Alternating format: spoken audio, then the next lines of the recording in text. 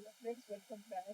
This is the question from Boolean Maths Olympiad. The sum of 19 consecutive positive integers equals to p cube. But p is the prime number. Compute the smallest of 19 integers. So there are 19 consecutive integers.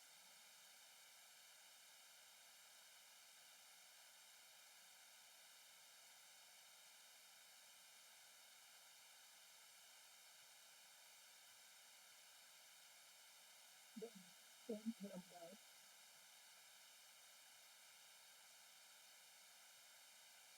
is already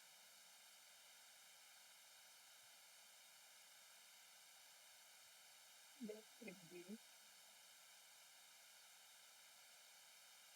n. So the first number is n minus 9, then second is n minus 8, third is n minus 7, then it will be n plus 1, so on up to n plus 9. This sum is all 19 number is given to p cube. If all the numbers will be cancelled, only there will be 19n.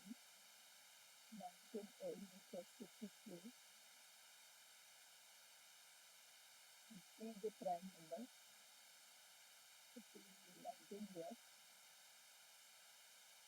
And n equals to p square.